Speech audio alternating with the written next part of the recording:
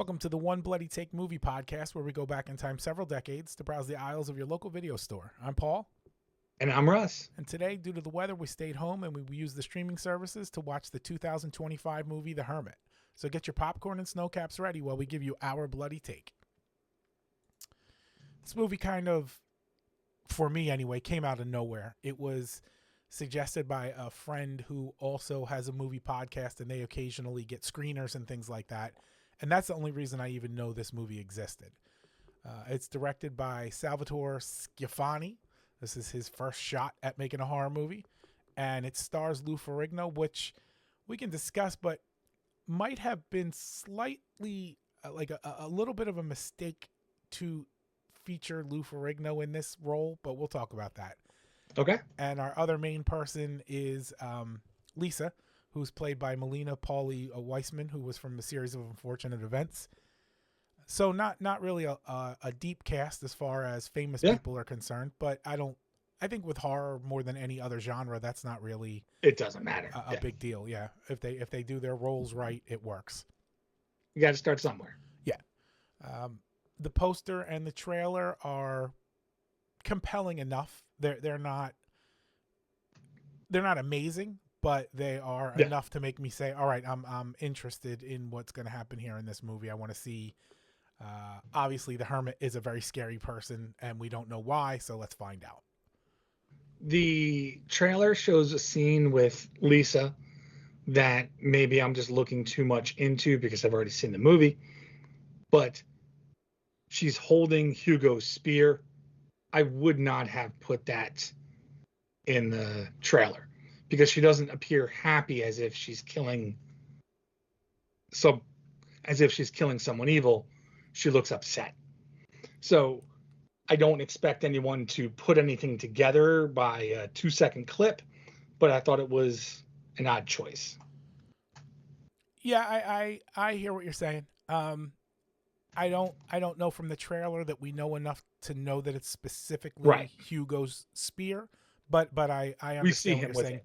Yeah, well, I mean, we could assume based on the handle, but I get, yeah, and I just thought the cover art, it's not telling me much more than the title would. The Hermit, there's a hermit. I don't. We know who the don't know hermit how many is from times. The picture. Yeah, like what would have enticed me is if I saw this and then saw Lou Ferrigno was in it, then I'd be like, okay, I'll give it a shot. Yeah, I think he's more appealing than the trailer or the art is.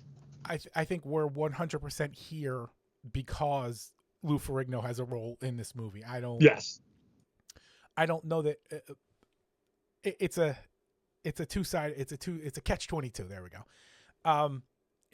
The fact that it's Lou is why we're here looking at it, but the fact that it's Lou also kind of spoils a little bit of his character's premise to me. Yes. Like immediately we open up this movie with a murder scene, and it's completely hinged upon the fact that he can't hear her. And because it's Lou Ferrigno, that's my first assumption when that person starts talking to, he must be deaf. And she's got to explore to figure that out. And I don't know, it didn't ruin it, but like it took a little bit away from learning that character flaw, like, that's Lou, he's deaf. This girl's not gonna be able to hear him, instead of, he must be deaf in this movie, Don't you recognize him? He's the Hulk, for God's sake. The green tint should give it away. His loud purple shorts. The ripped jeans, yeah.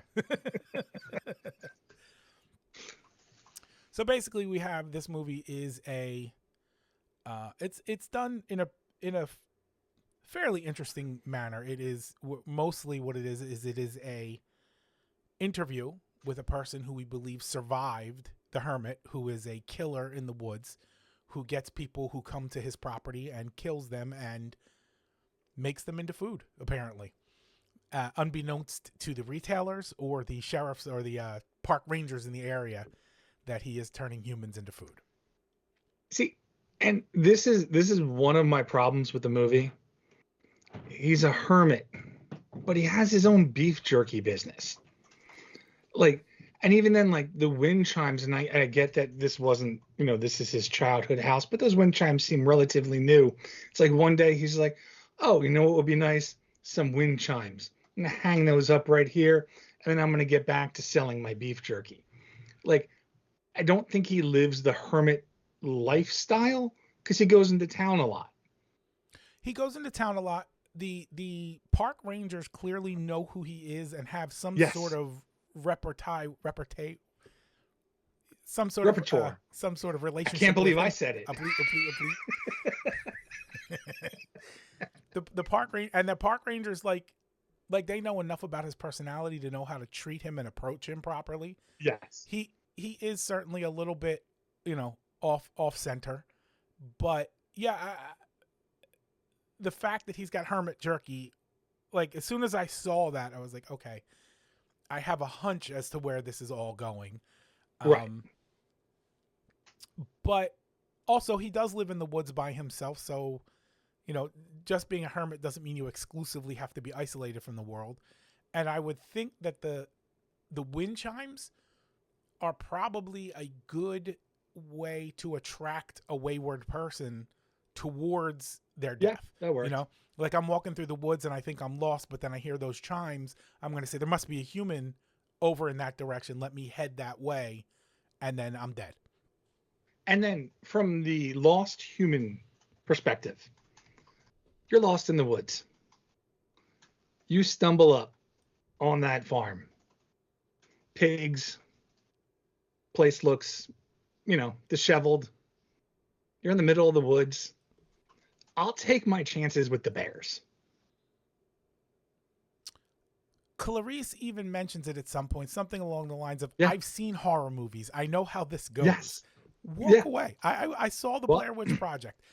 I'm probably, as I'm lost in the middle of this 100-acre woods, I'm probably more concerned that I found a person than that I didn't find a person. yes, exactly. Because they could just, not want to be part of society. Yeah, which is But fine. a lot of times, if you're hidden in the woods, there's a reason You have a motive. you're hidden in the woods. It's not like there's this long winding road and you're living on the side of a mountain. You are secluded, so no one sees what you're doing. Right. Yeah, you don't make that choice. Like, it's not like it was a farm where, okay, so Right. they're out in the middle of nowhere raising their crops and whatnot. It's just, I don't want to say dirty, but it's just an isolated tree covered woods. You're not up to any good at that point. You're not one of those, off the grid type of people. You're a frightening person.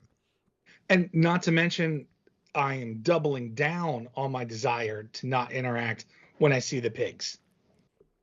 The pigs are a Yeah, concern it's like, for me. And yes, of course, that's how you make the bodies go away. yeah, of course, that's a Silence of the Lambs thing for me. And of course, one of the main characters is named Clarice, which is just even hammering that point home. Like, Yeah. and absolutely. If I find a stranger in the woods playing with a torch at their house with their pig farm, have a good one. I'm glad they're deaf and can't hear me walking the other way.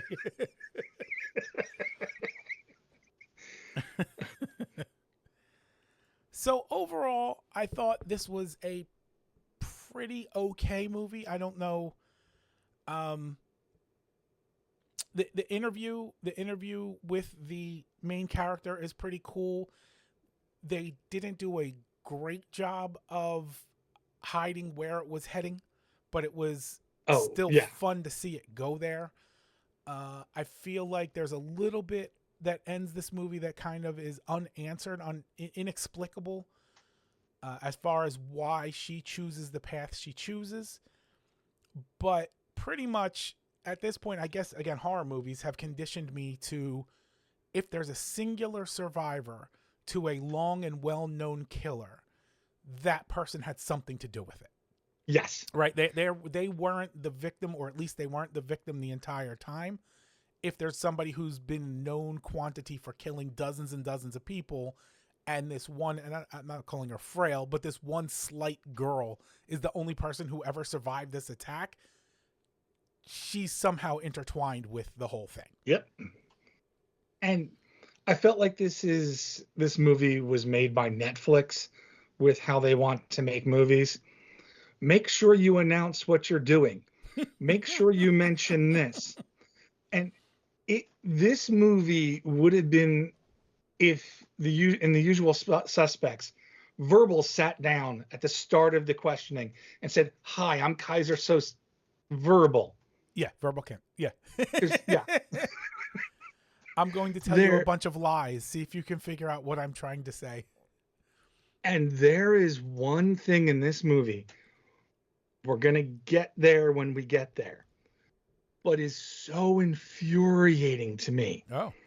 That the Lisa, yeah, Lou, and everyone involved in this movie couldn't figure out. So we'll when the time comes, I will mention it. But at that point, I was done. I was just absolutely done with this. Oh, all right. I didn't come across anything that was that emotionally irritating to me. So I'm curious to see where we get there.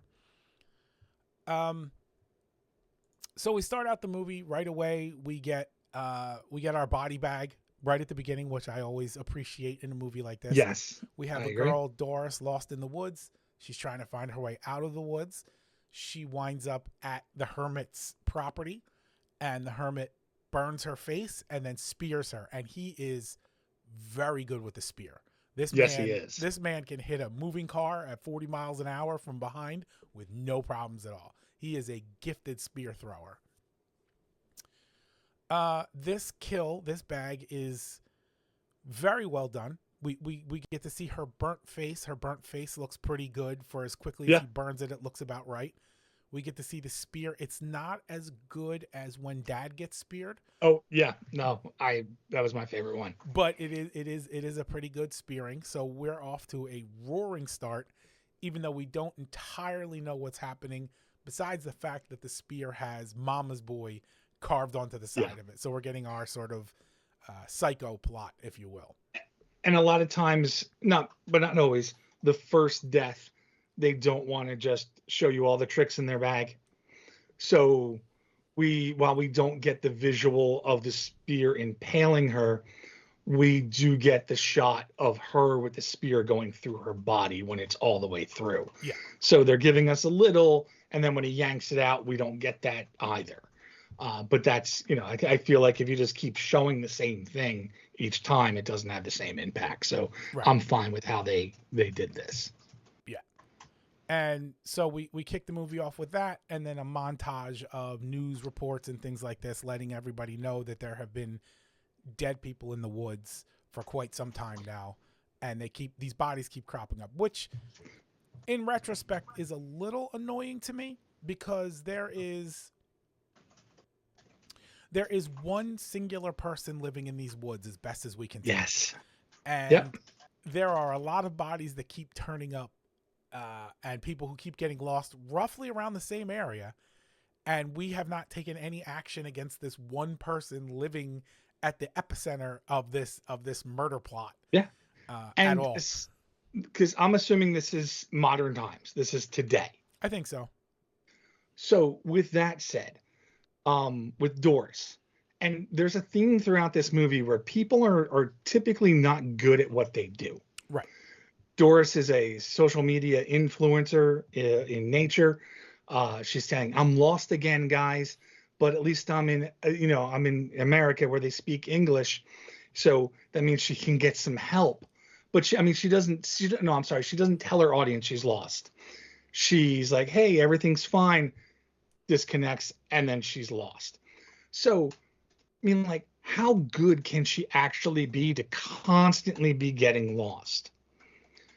We have evidence as to her last location by her streaming, cell phone pings.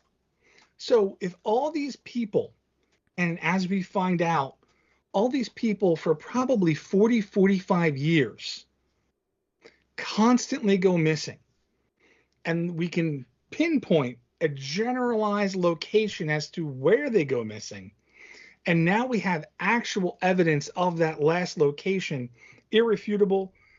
She went online, she streamed, we never heard from her again. She can only have gotten so far. It's the guy in the house in the woods. you know, like that's my first thought. Sure. yeah, And yeah, and I don't know. Like I said, like the park rangers get along with him, and they yeah, know on some level he's a hothead. At the very least, they know right, he's a hothead because even when they go to approach them, they approach him like you would approach a rabid dog. Like, hey, we're here, we're yeah, your friends. Calm down, everything is fine, and nobody really does anything. But ultimately, we do also have to keep in mind we don't know till the end, but we're getting a whole lot of unreliable narrator in this movie too. oh, 100%, yes. So But this is not through the eyes of Lisa. This is a separate event with Doris. as far as we know, Yes, right? Like because we don't know if when Lisa's telling her whole story, if she's saying, "Well, I first heard about this place when I saw Doris streaming it." You know what I mean? Like it right. could possibly be intertwined. They just don't make that clear one way or the other. But Lisa's storytelling also has a lot of stories in it where she was never privy to the information or part of the events. Like when her dad dies, she doesn't know how that happened. I mean, I guess she could possibly know later, but I would question, how do you know all this? The interviewer tries to do that on a couple occasions, and Yeah. basically when it comes to that like second level questioning, she keeps shutting it down. Yes, I she said, does. In well, fact, one time she's like, I'm not talking about that. yeah, I'm too traumatized to talk about that. I Mm-hmm. can't talk about that any further. And it's the point at which she would have to explain in enough detail to give up, what's happening, Yeah. if she were to answer the question correctly. So we have a dead Doris. We have a whole lot of newspaper information. We know basically we get the gist of this movie now. People get to the Hermit. People die from the Hermit. And now we are excitedly interviewing the one person who ever survived the Hermit, and that is Lisa. I I can't remember, but if at first that they make it clear that she's like in a loony bin when they're interviewing her. No, that was the only thing I couldn't fit. That was the only thing. Basically, 10 minutes into this movie, I could have written the rest of the script, and that was the only thing that I didn't have. That Right. she was in the loony bin. That she was actually, under analysis. Yes, because I would expect if she was, that we'd have medical staff there and possibly a psychologist or psychiatrist on hand in case anything gets too rough for her, that she has someone to help her. But none of that was in the room. No, but the one guy does pop in when he thinks it's getting too stressful and Yes. ends the interview. So Right. so somebody was watching. We're just not made aware of it at the time. Correct. So we start out, we meet Lisa, we meet Lisa's boyfriend Eric.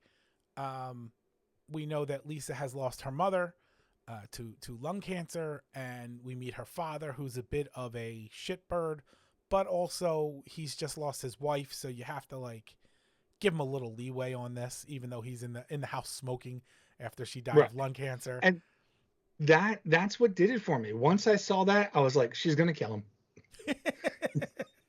Like, just it, because it was so blatantly disrespectful the way he went about it. It wasn't just like he was like, oh shit, honey, I'm sorry, I'll put this out. It's just, I need it now, or something along those lines. He doubled down on being a prick. And this made me think of the comment you had when we were watching Chopping Mall, where she's like talking about her boyfriend, and he's like, he makes me feel good, and he goes, oh, I'm sure. just like the girl Susie, Yeah. working in the in the clothing store. Yeah. Like I don't know what type of fathers these people are, but they need to stop being that type of father. Those type of fathers are like crucial to horror movies.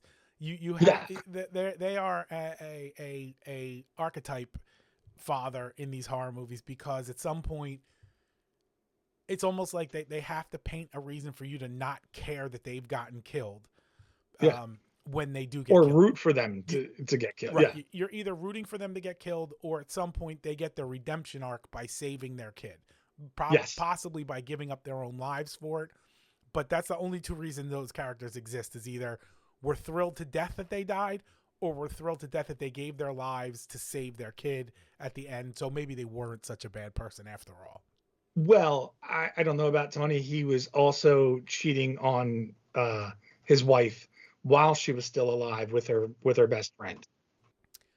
Yeah, listen, I'm not trying to say he was a good guy. I wasn't. I'm not making a case for him here. Don't get me wrong. No, but that's where I was just kind of like, she is going to kill this guy. Yeah. So we move along. Now we're heading to our camping expedition, and we stop at our gas station, which always has to be a gas station owned by two hicks from the side of the road. It can't ever be an Exxon or a mobile station. It's got to be. No, it can't. It's got to be some tobacco spitter, shotgun shooting guy's gas station who comes around. And this is the first time we see that jerky that they're selling, which to me also kind of like, I understand what they're doing, but also they're kind of sullying the plot by showing you that quickly. Yes, and it was in such a way that you can't miss it. Oh no, they wanted you to see it. Absolutely. Right. And I don't like that jerky is part of this story. I think it changes the movie to be a little more camp-like, but then never delivers with the camp. The logo made it a little campier than it should have been, but yes, it takes it from guy who's secretly murdering to guy who everyone in town is making a profit off of. Right. Which does kind of change some things.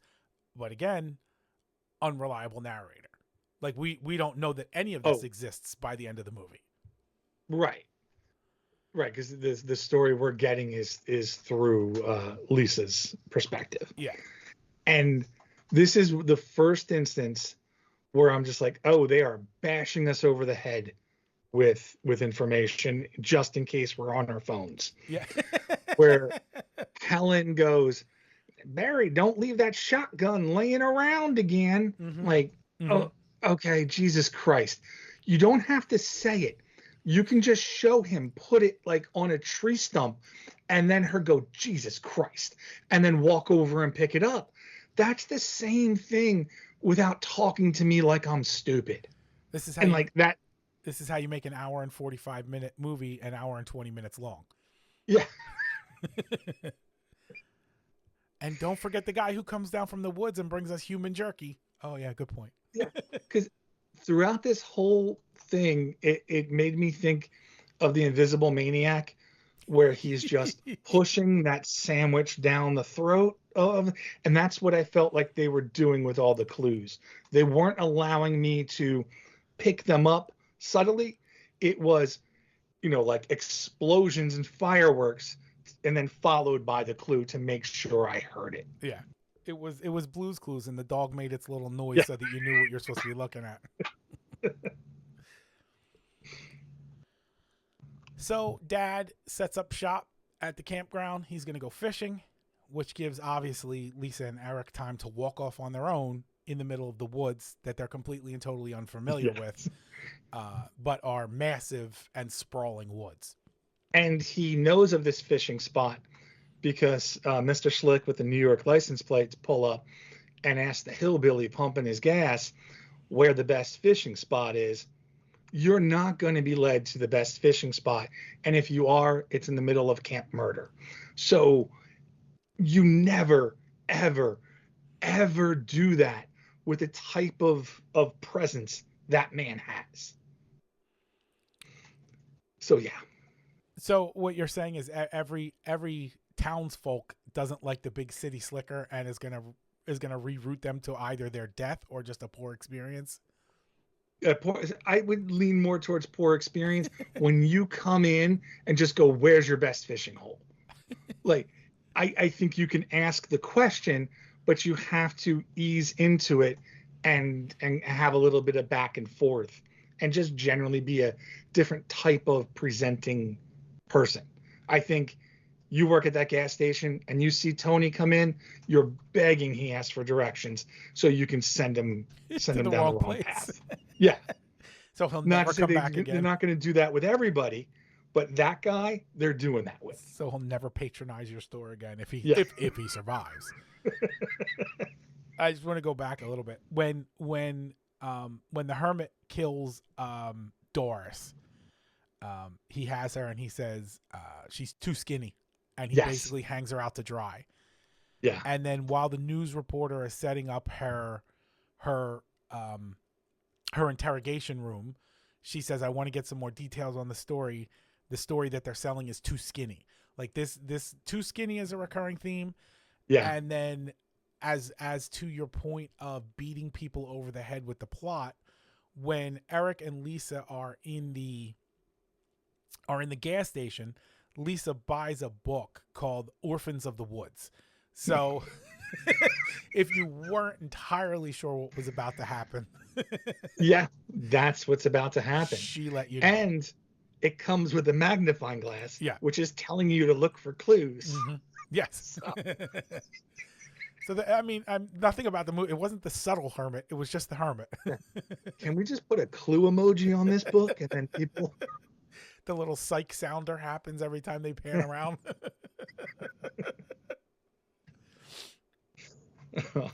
So Eric and Lisa find the hermit's house and obviously go in, because that's a smart thing to do when you're lost in the middle of nowhere and don't know anyone. Go into a house. At least Eric had the wherewithal to make the wager of, we'll only go in if it's unlocked. If it's locked, we won't break and enter. All right. At least there's an ounce of sense in that. Then it's just entering. Yeah, then it's just entering, no breaking. Yeah. So they go in, and Hugo comes back and locks them in the house. And thus begins our adventure. And I did that locking might have been my favorite part of the movie. Because if you wander into a house and the door's open, and then while you're in the house, when the person that lives there was not in the house originally, comes inside and they lock the door, you're fucked. Oh, yeah. Just absolutely fucked. So I did like that. I like that the door was open and then locked once he comes back inside. Yeah, he was waiting for them. And Lisa keeps sort of structuring her story in that way, that he knew the whole time that they were in proximity, and he knew that he could get them to come in the house on their own and then trap them and then basically head towards killing them. And at this point, what we know about Eric is, I think they've been dating for maybe 3 or 6 months. I forget exactly, but something within that time frame. When the movie starts, she is making him, breakfast and going all out of her way, and I'd love to do these types of things for him. And Eric, as the boyfriend, knowing that this is the first family vacation that your girlfriend's been on since her mother passed away, should be on his absolute best behavior. And this guy takes a BB gun into the woods and is just shooting whatever he wants to shoot. Seems almost a little detached from actually showing an interest in her and understanding like this might be a stressful time for my girlfriend. And then I thought, this is Lisa's retelling of the story, and this is how she's making Eric look. I feel like the ways that if we know that this is not actually how it happened, or maybe it is actually how it happened, some details may be unclear, but I think if I'm retelling a story, I'm going to make the boyfriend I'm fawning over fawn over me as well. And that doesn't happen until later in the movie. She's deranged. Oh, yes. And 100% she's deranged. She's deranged. And there's a potential, I guess, that there's no hermit at all. So I don't know her presentation of the story. Yes, it's not making him a very lovable character. But again, it's going to have to end with him being dead. So we have to create And at least a little bit of room for, maybe if he had been nicer to okay, her, he wouldn't be dead. based on what you just said, where there's no Hermit at all, Right. that leads me to one of the problems that I had is Evan Smith. When they're telling the story or doing the interview, when somebody dies, on some occasions, we get like the police evidence photograph. Right. That happened with Helen, that happened with Barry, and that happened with Evan. When we see Evan in the photograph, he's sitting straight up in the seat, in the driver's seat of the car. When we get the retelling of it, Hugo drags Evan to the passenger side. Mm-hmm. And there's always, don't waste the meat. So then my question would be, why did Hugo take the time to drag Evan across the passenger seat, only then to push him back and prop him up in the same position he already was, and for something he never does is waste the meat? Well, Evan never moved to the passenger seat then if the Hermit doesn't exist, because the Hermit can't move him if he doesn't exist. Right. And when talking about Evan Smith, Lisa says, because they question, was this Hugo? And she goes, I think sometimes I'm going to be a little off with this. I think sometimes some of the deaths were blamed on Hugo because it was easy to do. That was the first, not that I didn't kind of get a feel for what was happening. That was the first moment in this interview where it was like, yeah, because she says something along the lines of, she didn't want to do something in particular because then it would make it too easy to blame him for all of the deaths. And I was like, that's a weird thought process for a person who has just survived a serial killer, that you're concerned that there too many deaths will be attributed to their artwork. Why are you even thinking along those lines at all? Plus, the police don't even know this guy's killing people. So it's not like you wake up one day and you just go, Jack the Ripper's out there, I'm going to go slit some throats. Right. Because you could just blame it on Jack the Ripper. Right. Most people don't even know Hugo's doing anything. No, that's so what all those news articles and news reports at the beginning are. We don't know what's happening at all. Yeah. So you can't be a copycat killer of a killer you don't know exists. Right. Yeah, it was that at that moment I was like, okay, so now I definitely know she's involved, but it's a matter of, I guess, how deeply and at what point she gets involved in all of this. Right. So we have Eric and Lisa captive. This is where Eric and Lisa find Doris's leg tucked away in our little refrigerator, because we can see the Libra tattoo that we saw earlier, which is not an uncommon tattoo, but there's a reason they're showing you that twice. And real quick, that reminds me, when I say people aren't good at what they do here. She's a hiker, Doris, and she trips twice. Mm-hmm. Not running, just trips twice in the woods. So if she's supposed to be this experienced, not only is she constantly getting lost, but she can't even hike. You are attributing popularity to competency. And I don't know that you should. She's like a TikToker who's very well known for what she does. That doesn't mean she's good at it. That just means she's compelling with it. No, but I mean, like, in the presenting image. Because just like with Eric has the BB gun, he's shooting everything. Yeah. He goes to use a real gun and he can't figure it out. Right. So they show you images of how people think they are, and then execution-wise, they fail. Right. It's very Instagram-y. It's very, you're presenting something that you are not until push comes to shove, and then we find out that you're really not that at all. Right. Even Sammy, the interviewer, she is not prepared for this. No.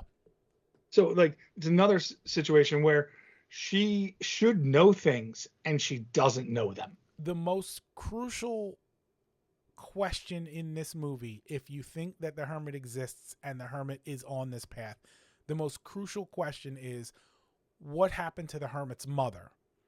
And she is not prepared for that question at all. Right. She has to have somebody off site figure that out for her and then relay that information to her. And I didn't understand that part where I think Mike is the guy's name. Mike says the hermit's mother's name is Elizabeth. And she goes, Elizabeth? Yeah, I didn't.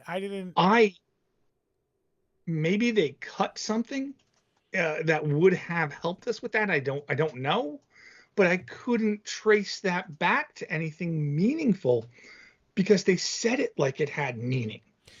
Yeah, they said that like that was supposed to be the twist. Like, oh, it's Martha. But they didn't give you any particular reason that name should have been any more important than if her name was anything else. So maybe is that Lisa's mother's name? That's what I'm looking, because that was my thought was her mother's name Elizabeth. Let me see what AI has to say, because anytime you try to Google something, you can't get an actual result. No matter how many times I click not interested. Yeah. I find if you put if you wanted to say what's the Philly score, just put in what's the fucking Philly score and AI won't come up. Just add a curse word to it and it'll get rid of that. It says it does. There is no mention. I have one of those devices on my desk, and mostly what I use it for is setting alarms and listen to the radio. Right. So today I was cooking some bread, and I told it to set an alarm for 45 minutes, and it says alarm set for 45 minutes, which will also be 3:36 p.m. And I wasn't talking to it, but I just mumbled out, no one fucking asked. And it came back and it said, I'm really sorry. Sometimes I get too chatty about these things. I was like, all right, listen. Oh, that's great.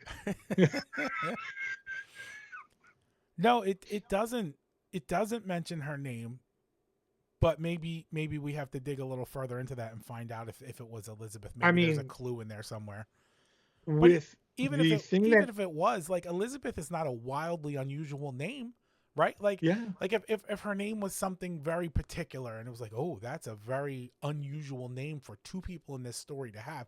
Elizabeth is not that uncommon, and it certainly wasn't that uncommon in the 40s and the 50s, which is when they're trying to sort of paint the hermit's childhood from.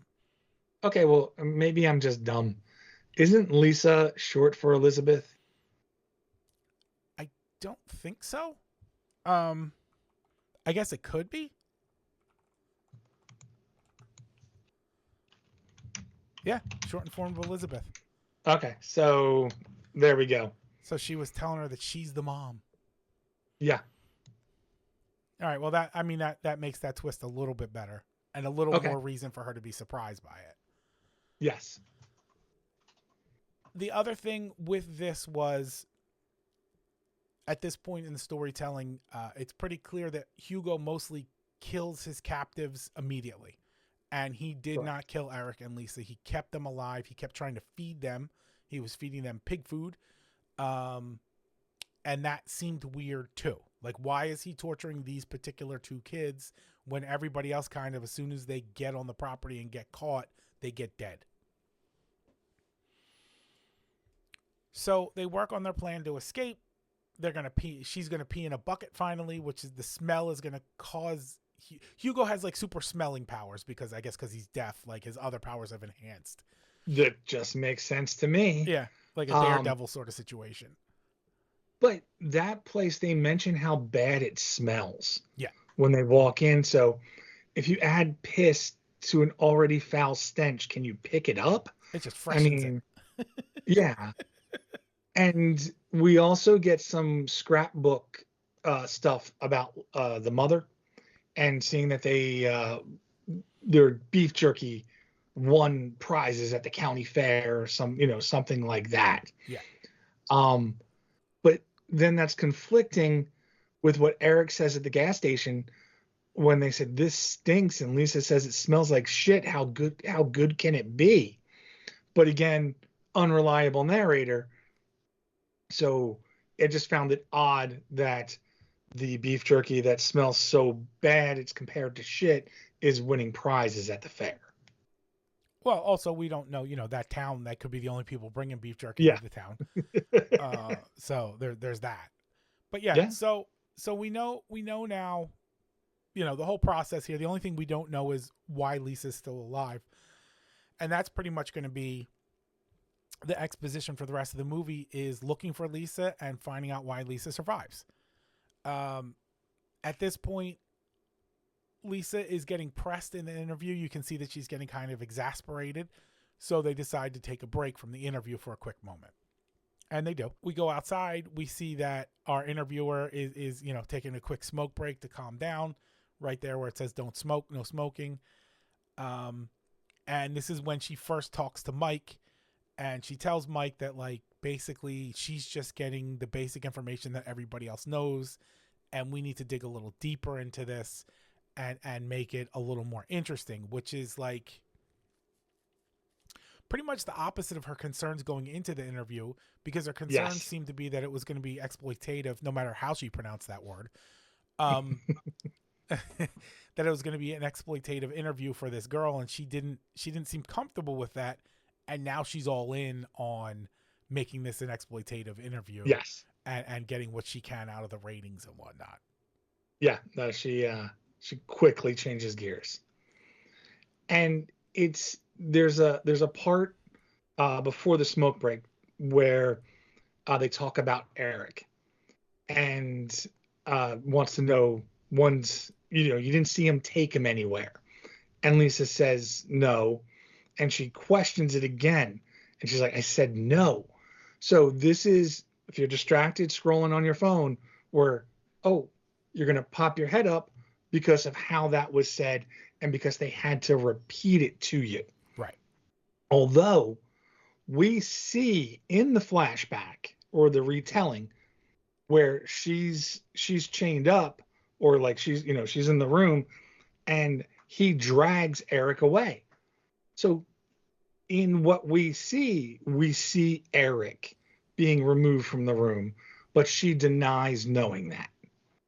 And both things, her denying knowing that and seeing him get drugged from the room, both are false.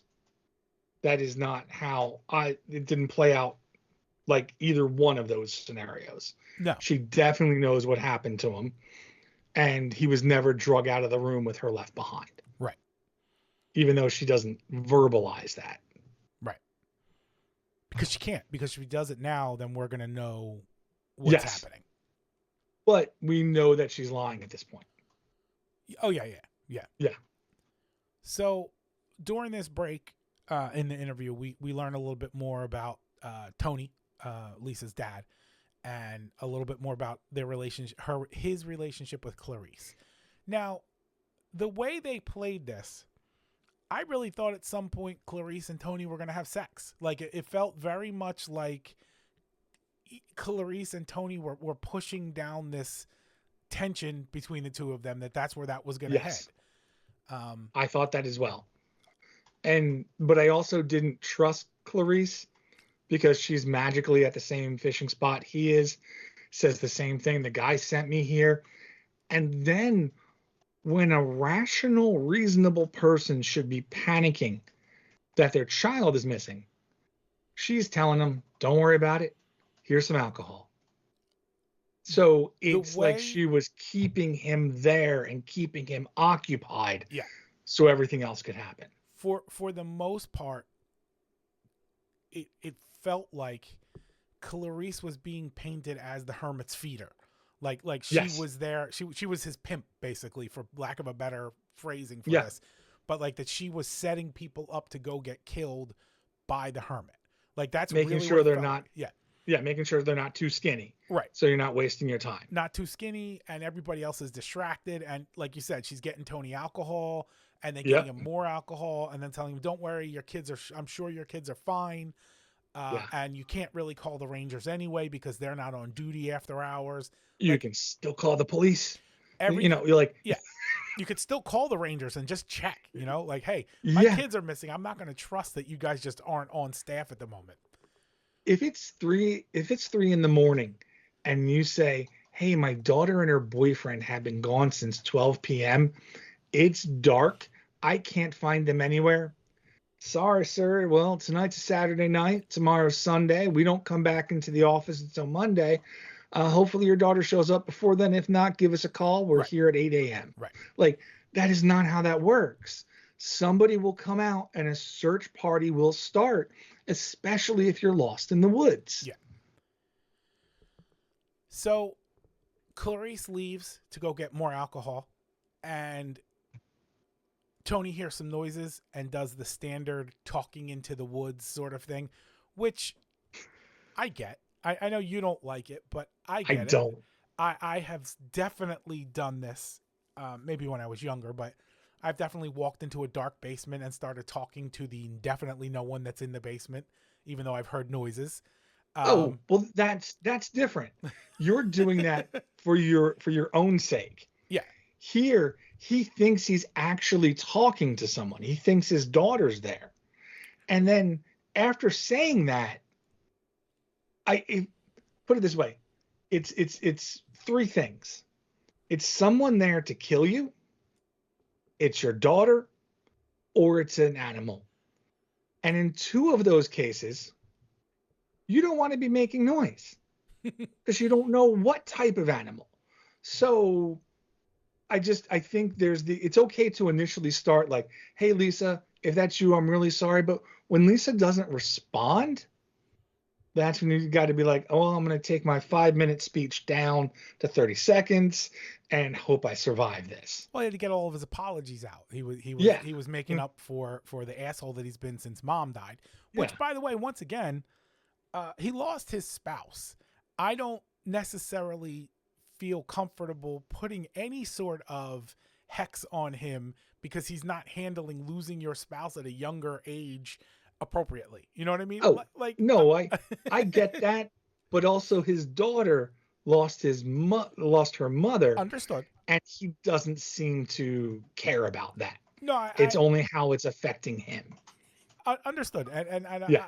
But it's a traumatic experience for everybody.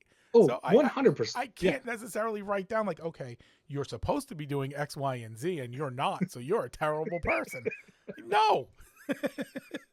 This is awful. So as it turns out, it's not Lisa, it's the Hermit, and he's behind Tony and much larger than Tony, and spears Tony as Tony turns around, and we get to see Tony's intestines, which was pretty cool. Yes, I really like this scene. I couldn't tell if it was practical or CGI. I think it might have been CGI, but either way, the two things they did right was when the spear goes in, you see the intestines come out the other side, and when he pulls the spear back, the intestines kind of wipe away and fall to the ground, which I thought was that's just excellent planning there. That's all that is. No, they did a good job with this. And then Hugo drags the body away because that's one of his trademark things. Like everybody he kills, he has to drag them somewhere else. They can never stay where they died. The meat. Yeah, well, you can't waste the meat, makes the whole what's the guy's name? Evan Smith. Makes the whole Evan Smith murder even more perplexing because he always, like I said, he always takes the body. So this scene, right? We get this scene, and this is where, again, we're getting all of this information that the person telling you the story couldn't possibly have because they're locked away halfway across the woods from here. Yep. So it's if you're paying enough attention, it's striking that she knows all of these things that happened, all of these things that the dad said, which would have all been like things that a daughter would wish her father would say in a certain circumstance, and he's saying them all, but she can't possibly be hearing it all. But this is what she's telling the reporter. Unless, like we said, there is no hermit. Right. And she killed him, because even if there was a hermit, I feel like she was on hand for that death. It got to be a very, I think it was Mad Max, right? With the little girl standing on the giant's shoulder and commanding him around like he was her horse. Yeah. It got to start to feel a little bit like that, and a little bit like the game BioShock, where the little girl is controlling the big robot.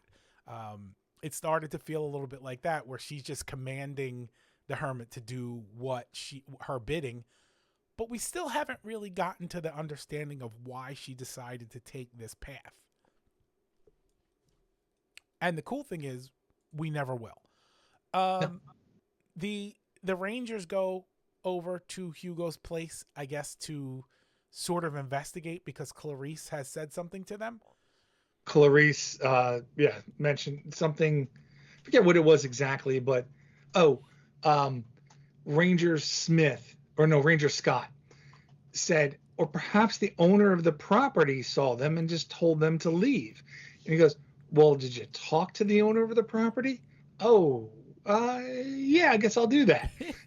So that is why they go, because they're going with the assumption that Hugo merely asked them to leave his land. Which also, by the way, going back to the beginning, they think Hugo owns this land. And these people keep dying on this land. And they've blatantly not attributed any of this to Hugo. Yeah. And you apparently have to book your stay through Hugo. And I feel like not too much time has passed between Doris's death and Lisa's disappearance. So, alarm bells have to be going off. Hey, this is your suspect, everyone. Right. And nothing. Yeah. Or you have a murderer living on your property and you're not aware of it. Right. But either way, someone in this area is killing people. Is killing a lot of people on this land, and they don't seem to take much in the way of action. Yeah. So the Rangers get to Hugo. They ask him if he's seen these missing campers, and surprisingly, he says no. But Lisa can hear them outside, so she's trying to alert them any way she can, and she doesn't. So Hugo offers them some jerky. He tells them it's fresh. fresh. And they say, oh, thank you so much. And they take it and they leave. And that is when Ranger Scott notices the lollipop ring that Clarice had mentioned. She said, I didn't see much, but I did see her eating some kind of lollipop of some kind. Right. And so when he sees that, he rightfully gets a little curious. They come back and they want to talk to Hugo a little bit more. And at this point, Lisa is able to get the duct tape off her mouth and scream. We can see her. The cops can see her. They go to shoot Hugo, and Hugo tosses an axe and connects with Ranger Scott, while Ranger Martin shoots Hugo, which is excellent. Movie over. This has all been taken care of now. Fantastic. Yeah. No, actually what happens is Ranger Martin leaves Ranger Scott with an axe in his leg. You bleed out by the tree. I'll be back in 5. I'll be back. And he's definitely dead, so we're fine. And Ranger Scott even specifically asks them to shoot him again. Yes. And he says, I'm not shooting him again. It'll be too much paperwork. Yeah, he's like, what if he's playing possum? It'll be too much paperwork. I'm bleeding out and you're worried about paperwork. And there's a part when they're talking about this in the interview where we learn Hugo's name. Right. Up until this point, he was just the Hermit. Right. Lisa smiles and it's like, and the interviewer, it moves her head like you just asked your dog if they want to go bye-bye. And it's just, again, it was something else. Like, she smiled when she thought of him. Yeah. So the interviewer thought it was odd, but not going, oh, was it a happy memory? Just it's just beating us over the head with information. There's no need for that. I would rather that not be there to not make me think where this movie's going through these types of methods. I think because we don't know that Lisa is in the psych ward, I think that plays out in a different way than the director had anticipated. I think if we know she's in the psych ward, we go, okay, she's a loon. So thinking between what's happy and what's scary is going to be, unusual. But because Yes. we don't know that yet, it's just like, again, she seems to be favorable to Hugo and his behaviors. Like Yes. she even when she's telling the story and we don't quite know what's happening, she doesn't necessarily seem terrified by any of it. No. She just keeps telling it. And while we're questioning why would a ranger leave a downed ranger in the presence of a murderer, while they're, going to possibly bleed out of their leg and with no help, like that makes sense because it's Lisa telling it and Lisa's lying. Right. So because it makes no sense on any yes. level to anyone anywhere. Because if you're Ranger Martin and you believe Eric or other people are still on the property, as far as you know, Hugo is the only person that lives on this property, so there should be no active threat against their lives. Therefore, there's no need to rush in and save them, as a minute or two isn't going to make a difference. The most important thing here is to make sure that Hugo stays down and the other Ranger gets medical assistance. And that's not what happens. No, and in that moment, there's two things. A, hey Lisa, is there anyone else in the house? No, Yeah. not at this time. No. Hey, let's get Ranger Scott to safety. Like that's the only two concerns you should have. And that's it. And even if Lisa is lying in that moment and saying no, even though there's other people in there, that's not really your problem. You're not investigators. You're just there to get the people that you can see back to safety. So leaving him there was a terrible, terrible decision. Yeah. And the exclamation point on that is the axe through Ranger Scott's head when we come back and see him dead, which nobody could have not anticipated that was what was going to happen. Yeah. No, and I did look up Ranger Scott's Instagram handle. Yeah. Scotty the Cadetti. It doesn't exist. Nope. We should make one then for the 7 other people I know, who are going to watch this movie. I was actually hoping it would be kind of cool to go back and have all of that and then maybe some more information of him just doing stupid shit like he was doing. Some backstory stuff. And nothing was there. So that was disappointing. They don't have the Blair Witch Project wherewithal to utilize the social media correctly. Just like if you send an AOL instant message to Peter Pumpkin Eater 69, Peter Griffin is not responding to you. So we see that our one ranger is dead with the axe or the head, and our other ranger just takes a spear through the stomach, which is now at this point it's Hugo's trademark move. Yes. Lisa takes off, jumps in the Jeep, and there's no keys in the Jeep. So weirdly, she just sits there for a moment or two, like she's gonna make engine noises and escape. Yes, because she goes, "There's no keys." Right. Try again. There's no keys. Yeah, she like wiggles the wheel, like the keys are gonna show up. Like she went back in the fridge a second time, and there was still no food in there. There's like this secret compartment in the Jeep where if you move the steering wheel just right, it pops open and the keys come sliding out. You can hotwire it. Yeah. It's almost like AI was retelling the story here and didn't know how someone looks for keys. That is what I would expect to get in this type of situation. So as she's panicking without the keys, Hugo is going to come and kill her. And our one ranger, Eric, gets off a couple last shots and knocks Hugo out of the way. Oh, no, her boyfriend. Oh, right. Her boyfriend is laying on the ground bleeding out, and he gets off the shots with his gun and knocks Hugo out of the way. Lisa goes and finds the keys and gets Eric into the truck.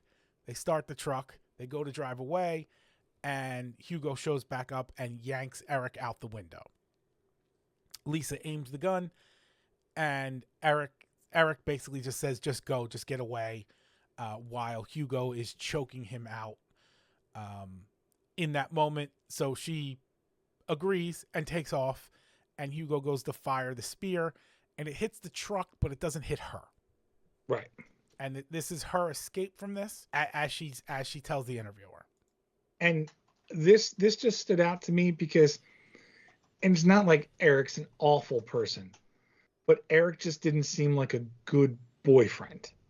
And not to say that you need to be a good boyfriend to sacrifice yourself to so your girlfriend can live, but he just didn't seem like somebody that's going to jump on a live grenade and save other people. Because even with the pigs, he wanted to shoot the pigs with the BB gun. You know, it was like, oh yeah, I want some bacon. Sure, okay, you eat bacon. That's fine. I love bacon, but I'm not going to shoot pigs with a BB gun. So I just didn't think that this was true to his character. And then, of course, it's not because it's not a factual retelling of what happened. Right. So she gets away. She gets back to the campground where the family is supposed to be. She can't find dad. And this is when she tells the interviewer probably one of the odder things, which is, I felt like I only had one choice. Yes. And that was to go back and find Eric. Yeah. Now, you have a million. Yeah. I'm not a hero. I'm not a hero, but I am fairly sure that as much as I deeply care for my wife, in case she's listening, if we were under this situation where this murderer has attacked me and has attacked my wife and has basically, I've left her for dead out of fear, of all the options I have, my main option is probably not just turn right the hell back around into the dungeon, into the lion's den again. I'm at least going to arm myself first. Like she just turns right back around and goes right back into this whole problem again. For what? Because he hasn't shown himself to be any kind of competent. It's not like once I have him on my side, he's going to help me ward off Hugo. He's very injured at this point, and it's he's going to die without. I'm not upset about this, but also he's an anchor. He's just an absolute anchor at this point. Why is my only option to turn around and go back to Hugo and try to kill this giant who we've seen get shot twice and not be dead? Her best option would have been to turn the Jeep around once he threw the spear and just run him over. Yeah, at that point, because now his weapon's gone. Yeah. Just hit it in reverse. Yeah. So, and the thing about that is, even, if it is someone you love, or, you're trying to help someone, if I fail in my attempt to rescue them and Hugo gets the best of me, that person I'm trying to help is then 100% dead. Mm-hmm. So if I fail in my mission to get them, they're done for. So why don't I get the police? Why don't I call authorities? She is literally in a park ranger's van. They have a CB in there. They have methods to contact people. Mm-hmm. So, call for help. Is not your only option. Right. So she goes back. She gets back in. She finds the cooler where he's keeping all the bodies. Yeah. And Eric is in there, and he's alive. So Lisa gets him out. They go to walk out, and Hugo is waiting for them there in his van, and he's going to try to run them over now, which is like a big shift for him, because he's this very organic killer. He's throwing spears, he's setting traps, and all of a sudden he's just going to run them over with a van. Seems like a lazy shift in procedure. I would find it just as plausible as him getting into a van than seeing him on a speedboat. Yeah. Like, he doesn't belong in either one. Near the fuel. Doesn't belong behind the wheel of any moving vehicle that requires gas. No, and obviously he had to deliver the jerky to the gas station in some manner, but it just seems odd that his switch up is, I'm going to secretly trap you into coming into my house, and I'm going to kill you with a pea bucket and all this. And then all of a sudden it's just, I'm just going to run you over in the middle of the forest with a van. And that's something else. I'm glad you mentioned that, because that upset me. He's not running an Airbnb here. It doesn't matter the comfort level of his hostages. Yet the second someone pees, he has to go in and get it out. Well, because the smell bothers him. It'd be I like don't. if the dog pooped and you just want to go clean up the dog poop as quickly as possible. Your house is filled with dead body parts. You shouldn't be able to pick up the scent of urine and find that more nasally offensive than the rotting flesh in your house. That's how good he is. Yeah.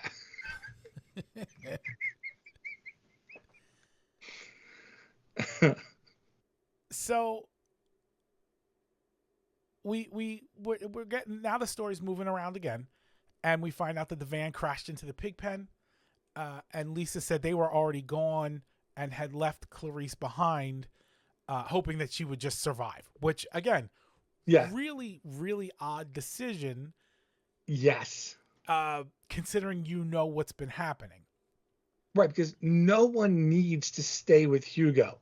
It's not like he's down and there's people that are injured there that can't be moved. There's no reason for Clarice to stay behind. Zero. None. She should be escaping with them. Long gone. She should have been long Yeah. gone before any of this. So Clarice is the one who basically tells us, that she saw him get up again. Yes. After he'd been shot. And this is where we learn that at the very beginning of the movie, when we saw him with the corrugated steel, that he was making a bulletproof vest for himself. Which, why? Like, what, why was he that far ahead of everything, going, maybe at some point I might get shot. Let me suddenly decide to make a bulletproof vest for myself. Right, because none of the authorities have ever come knocking, going, where are these people? No. And there was nothing to suggest they would be. Right. Yeah, and it's not like when he encountered Doris, she had a gun. So then he's like, you know what I better do is make a bulletproof vest for me in case the next guy has a gun. Then, but I did like Clarice basically saying, I didn't wait around. I've seen enough horror movies to know. And she's telling us this information through her own interview. Right. We get little clips of that. So it's not a retelling through Lisa's eyes. Anything Clarice tells us into the screen, I would accept as factual, even though we can't prove it. But if we know Lisa's lying, her story seems to, contradict Lisa. So I would accept it for the truth. Right. So we wind up fleeing with Lisa and Eric, and we get back to that gas station that we started our adventure at. And Lisa is explaining that in actuality, these people that ran the gas station were the bad guys all along. They were manipulating Hugo, telling him he would see his mom again if he just followed their commands and their orders and whatnot. Yes. And they were basically commissioning Hugo to make human jerky. And this was all their doing because he was not the brightest bulb in the batch. Right. Telling him that making the jerky will help your mother come back. Right. And that's where they're getting their money from, which I didn't totally understand the money link to all of this. Like they were suggesting that mom was sending them money. And I didn't know that the mother needs money to come back. Oh, okay. Which still, just none of this makes any sense. And especially with now connecting this back to the gas station, where the gas station seems to be the ringleader of this operation. It's even more likely they're going to get busted now, because if the person last seen wasn't in the woods outside of Hugo's house, somewhere we're going to get a witness or two that goes, hey, I saw that person at the gas station. That was the last time I saw them. And once those eyewitness reports start adding up with multiple victims over the past few decades, somebody should figure this out. And no one does. You're asking an awful lot. I am. You really are. Right. So this is where we learn that Hugo doesn't care about money. He just wants his mom back.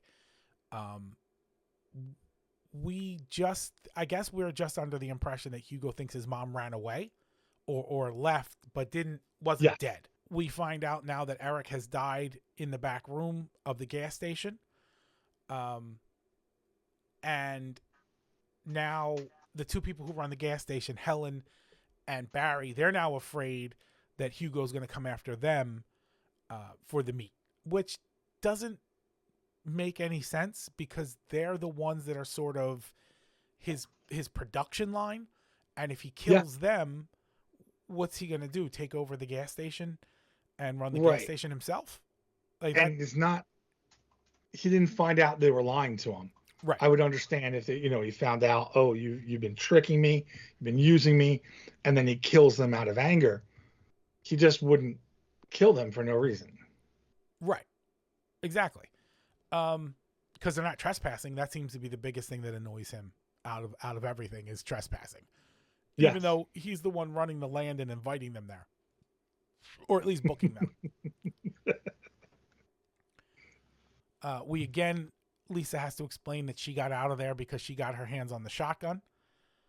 This is which was just laying around. This is, well, we were told at the beginning that Barry has a tendency to just leave that shotgun laying around. Yeah. And Lisa gets a little bit snippy here.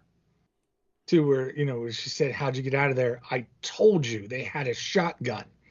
So if we still believe Lisa at this point in the story, this is screaming, do not trust what she's saying, because then that's followed by a somewhat intelligent question from the interviewer. And then she's like, I don't want to talk about that. Right. Yeah. So in all this time, for whatever reason, Hugo has decided to make his way to the gas station. He gets there, and Helen and Barry are going to shoot him, I guess, with the shotgun. But turns out Lisa has the shotgun, and she shoots Helen and Barry in retribution for having them having let Eric die. Right. And then she calls the police. Yes. And I believe she claims she shot Hugo here too, but we don't see it. We see Helen, or see that interaction, and then see Barry's head explode, I thought that was really cool looking. Yeah. The way they did that. But we don't see Hugo being shot. We're only told he was shot. Right. So the interviewer is carrying on. She wants to know how Hugo survived, because Lisa's basically making the case that she shot him with a shotgun at pretty close range, which means he should have been full of buck at the very least. Oh yeah. And her answer was obviously he's just very strong.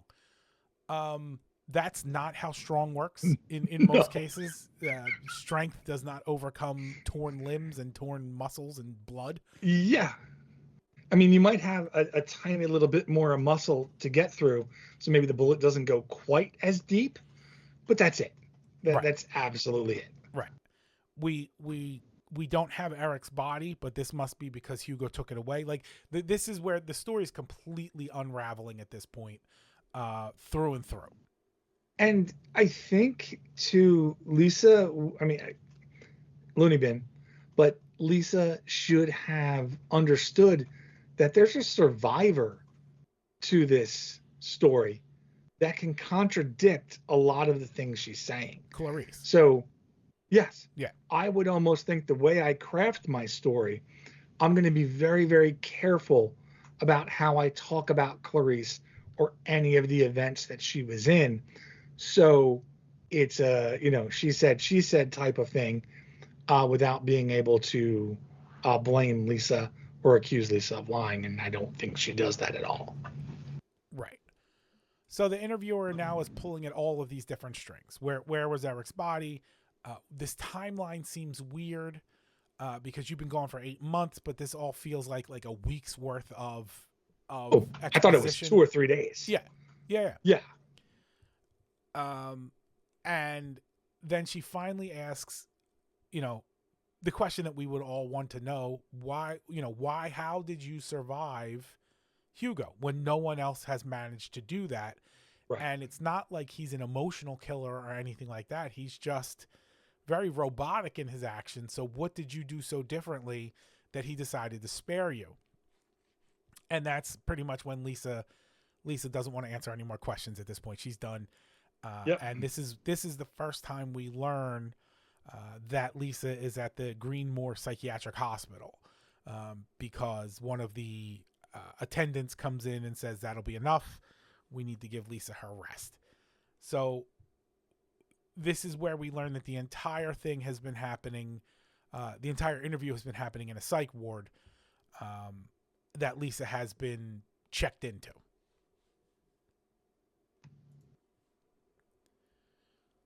The interviewer ends the interview appropriately, cuts off the camera, and goes back outside to talk to the person we saw her talk to last break, and wants to know whatever Mike has found out about Hugo's mom and all this other stuff. And apparently there's not much information around. Her name was Elizabeth Murphy. She disappeared. She was famous for her beef jerky. And that's about all the information that they have. Yep. And then Sammy, our interviewer, starts relaying the information that she got from Lisa to Mike. And Mike is basically unwinding all of it. Like, no, none of these things happen the way that you're describing them. She didn't call the police. She wasn't driving in the direction that she says she was driving in.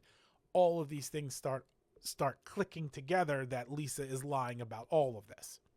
Mike did more research than Sammy or anyone involved in this production for the interview did in this short period of time. Now, for most of it, I get it. But the part about the mom, like, there should have been way more knowledge of the mom if that's what we all think is the driving factor behind his insanity. And they know nothing about the mom. Right, because I figure at the very least I would have the police report. Yeah. You know, and then you would see, oh, she never called the police. Right. So Sammy, the interviewer, is putting it all together now. She realizes that Lisa was on her way back to Hugo, not fleeing from Hugo. And this is when we get back into Lisa's room at the psych ward, and she's drawing all kinds of pictures in crayon. And we see a picture of Eric, and he's got the X's over his eyes, which in cartoon speak means he's dead. He's dead. She's got some pictures of her with Hugo, and they have smiles on their faces. And we're getting that, and you kind of referred to it earlier, but we're getting that sort of usual suspects look at each thing that they were talking about and unwinding the twist of the ending. And I get that. I get that she's traumatized, but she's also making these pictures like a 5-year-old would, and then hanging them up in her room. I don't know if you're in for psychiatric evaluation that they'll want you to draw art with all the people that you saw die dead on your walls, and they definitely wouldn't let you have a drawstring from a curtain blind for you to hang yourself or hurt someone else with, because that was in the room too. So I feel like what is in Lisa's room was for our benefit, and other things should never be in there for her safety.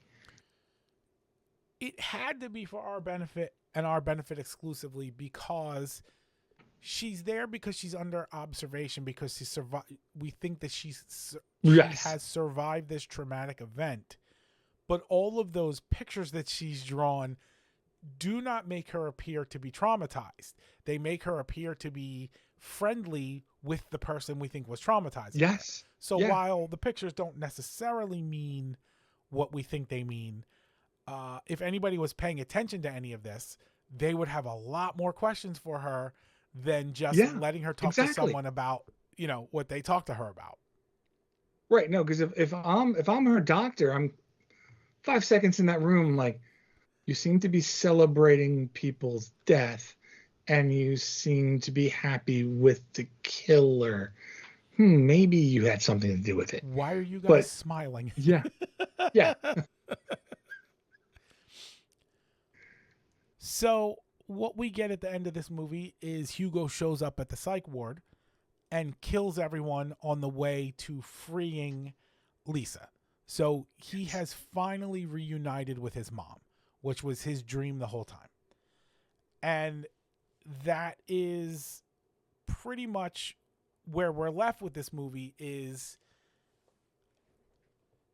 Lisa was orchestrating a lot of this, but Lisa did still, in every iteration of the story, Lisa saw Eric die, and Lisa saw Eric get killed.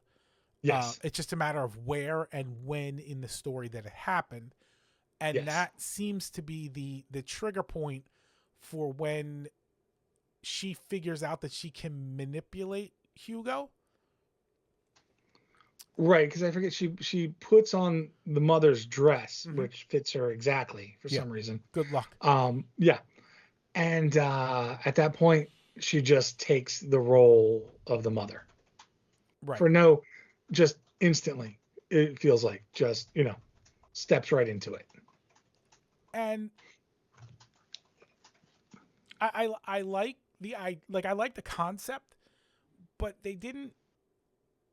It felt like they didn't give enough context to why Lisa wanted to do this. Right, because it seemed like she just instantly flipped. Right. Like, hey, cool, I can get this guy to kill other people that haven't necessarily wronged me, but this could be fun. Like, it was a very weird, and that's the part where that's why I'm saying, like, perhaps there's not a hermit at all, and Lisa is just a psychopathic killer. Because Lisa, after Eric dies, Lisa says, "You killed him, it's your fault." And this is the exact same phrase that the mother uses when the kids are bullying a younger Hugo, and Hugo fights back. And unfortunately, the kid just falls back and hits his head on a rock and goes, "You killed him, it's your fault." And then the mother says, "Don't waste the meat." And then Hugo says to her, "Don't waste the meat." And she just instantly gets up. Right. And just finishes Eric just off. Goes to town. No hesitation at all. Nope.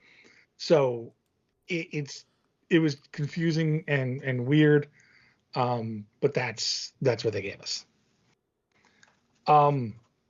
They also start then, just like the usual suspects, sort of telling us what the version of the truth is, or Lisa's version of the truth is, and then we see how all the murders actually happened.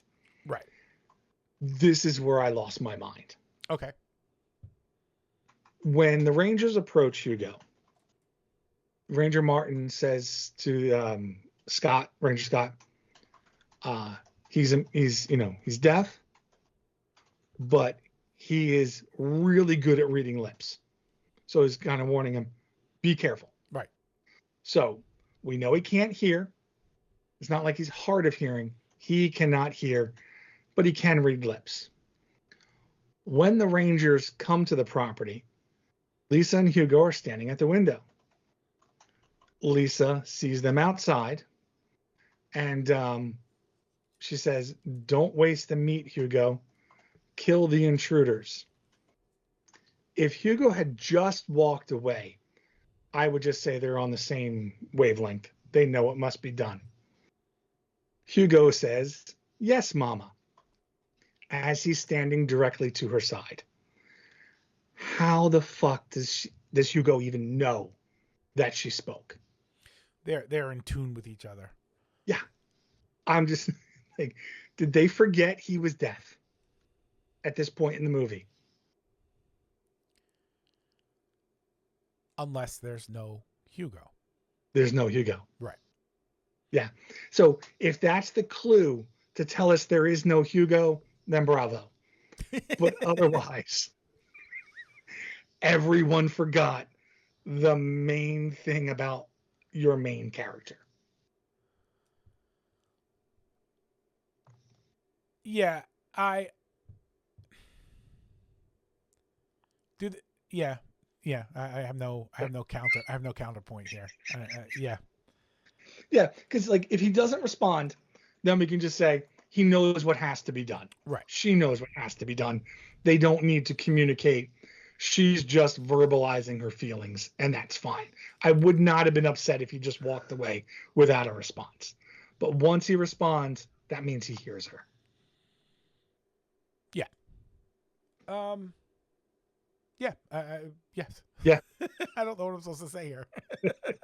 I don't know if there is anything to say. Just it just didn't make sense to me. So, so that's the movie. The movie's Yeah. good. It's not great because I think ultimately they were like too excited to get to the twist, and they should have let some of that twist sort of simmer out a little bit longer than Yes. they did. Um, I think whoever wrote it, they sat there and they were like, I have this really cool idea, and I have a beginning and an end, and we'll just fuck around in the middle till we get there, Yep. and then that's what happened. Um, it's not a bad movie, by any stretch. It just it had a lot of loose ends that didn't play out correctly, but it also, by the same token, it ended in such a way that was vague enough that we can have this discussion of, was our main, killer even in this movie at all, or Right. was all of this just a story of Lisa slaughtering her family after she lost her mother, and that's it. The only thing that holds that story up is Clarice's existence at all. Like I Yeah. don't Okay. know the importance of Clarice here. Um, but the only thing she does do is kind of foil Lisa's story in a couple different spots to Right. to give you a different perspective. Because Lisa, I don't know if Lisa ever says.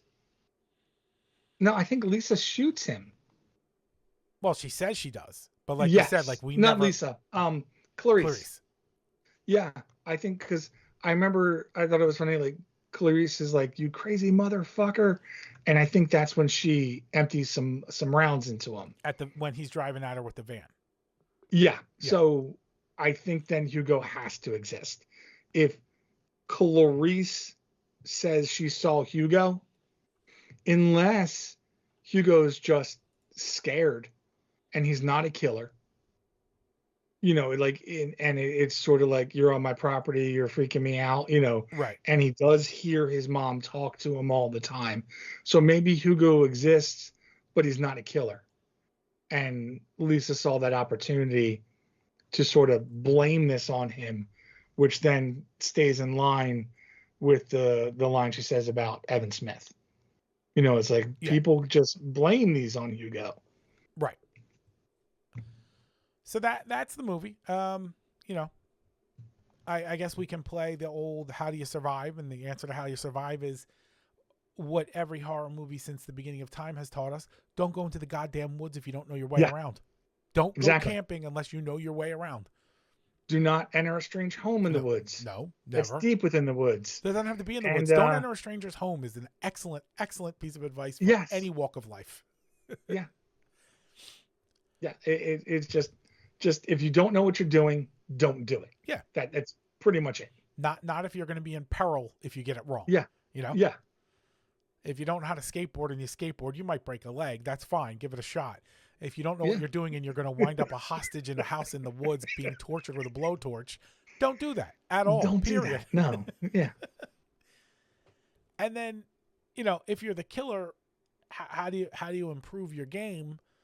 Well, you are either the machinations of a lunatic, Lisa, in which case there is no improving, or you are a boy who was traumatized by the death, unknowingly traumatized by the death of his mother, in which case you can't really clean that up either.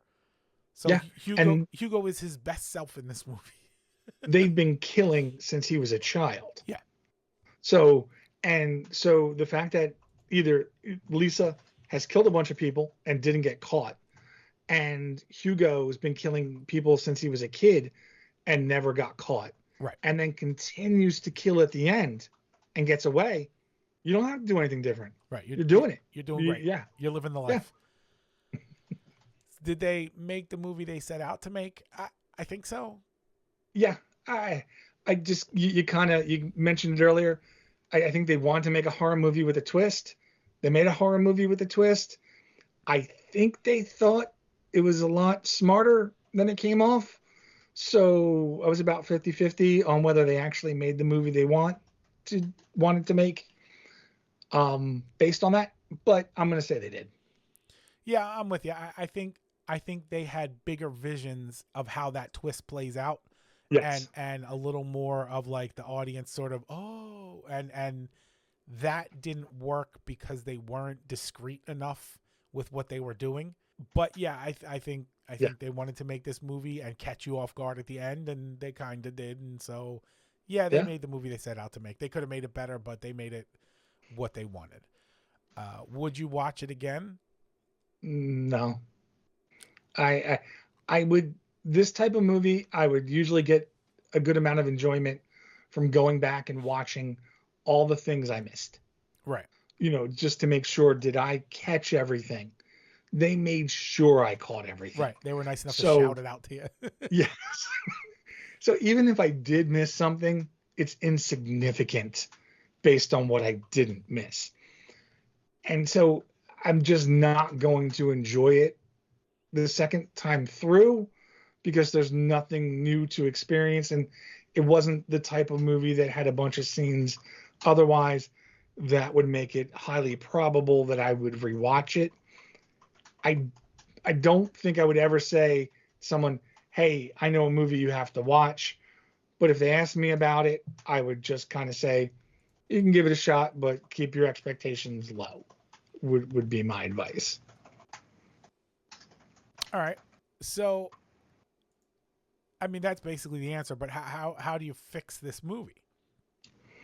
The first thing I do is I get rid of the jerky. Okay. If for whatever reason we have to keep the jerky, then the story should be that Hugo and his mother always took first place at the county fair, but then it's discovered it's people, and Hugo and his mom disappear. So that's more like, of long, tall tale about the guy that lives in the town, and come to find out it's true. So I'm okay with the jerky being there in that way, but otherwise, I just get rid of it. Um, and we've sort of discussed this. The movie's called The Hermit, but the hermit has a car. The hermit leaves the property to go to the gas station to sell the jerky because they have their own jerky business. It just doesn't really show me hermit lifestyle. So that's kind of why I want to get rid of the jerky, because I think it makes the hermit less of a hermit.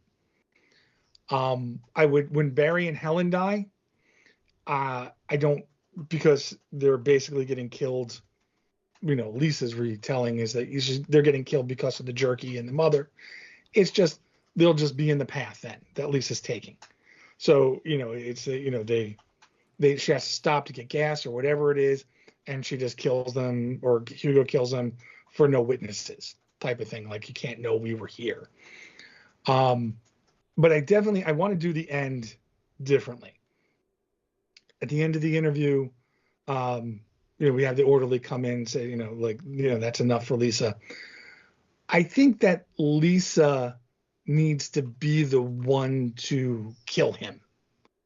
So once she gets back to the room, she finds whatever way to kill him, slams his head in the door, whatever it may be.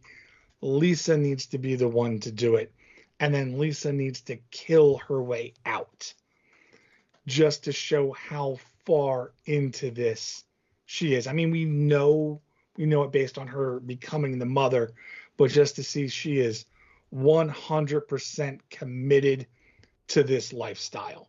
And then she goes out, she kills Drew, she kills Sammy, and then takes their van with all the footage of the interview. She just did. Okay. That all works for me. That cleans the movie up enough. I think if I'm working this movie over, there's not much I do differently, except to really shore up the part that I like that makes it so that there is no Hugo. But then basically what we wind up with at that point is the movie High Tension, which was a great movie. Yeah. But I haven't watched that in a long time. I think we watched it about the same time. Yeah. I remember when that came out. Yeah, but that's a great film. Yeah, it's and it's pretty much, the perspective is a little different on the way that they play Yeah, out high tension, but essentially what you learn is that the person you've been following as the victim is actually the perpetrator the whole time. And that's where I really wanted this movie to end up, and it kind of did. I just want you to find out that there's no Hugo at all, and yeah, she's just the mastermind behind killing her boyfriend and her father, um, because she lost her mother and went apeshit. right. And Or yeah, if there is a Hugo, he's not a killer. right, Yeah, he's just easy enough to hem all of this on yeah, for whatever reason. And I think that's the one piece of the movie here that's wonky enough to clean up, is just that we learn that she's the unreliable narrator. We learn that she's the one who's been doing all the killings, and we learn that, like you said, either she's blaming this all on this innocent Hugo guy, or there just actually in fact is no Hugo and he's just a ghost. and now that you say that, I mean, I thought about what I just said about rewatching this movie, because at no point in time when I was watching it through, up until we, discussed it, did I think that Hugo didn't exist. So if I'm not thinking that Hugo doesn't exist, but I'm getting agitated by all the clues that I'm getting, then I'm going to feel like, oh, wow, I let myself be angry over this stuff while I wasn't paying attention to this. Just like The Sixth Sense. Right. Like I asked every appropriate question in that movie, except I'd never put it together when I was watching it. Like, if my kid died and this strange man shows up to my house with a videotape showing that my wife killed my, why am I not talking to that man over there? Why? Why is he going to see a doctor when he's his doctor? Right. Like, just, but I was almost like getting agitated by what I was seeing, because I thought they were making mistakes and I wasn't thinking they were presenting some sort of twist. So I would have enjoyed this movie much more if at the end we found out Hugo doesn't exist. We got that resolution that told you, okay, all these things that they were giving you that were aggravating you were in fact willfully aggravating you. Yes. Because they're sending the narrators purposely sending you down a different pathway, so you're not paying attention. Exactly. Yeah. No, I with your suggestion, I would have very much enjoyed this movie then. Right. So ultimately, it was a decent movie. Good for you, Lou Ferrigno, to still be finding work at this advanced age. That has been our bloody take on this. If you have a bloody take on this movie or any other movie, please find us at all the socials: Instagram, Facebook, Tumblr, Blue Sky, Twitter. It's One Bloody Take. It's all one word. We're also on TikTok, _bloody_take. You can find the podcast at Spotify, Apple Podcasts, YouTube, Substack, all the usual places. Search us out at One Bloody Take. We put out a new episode every Wednesday. Join us next week when we discuss 1979's Savage Weekend. I'm Paul. And I'm Russ. And thanks for listening to our Bloody Take.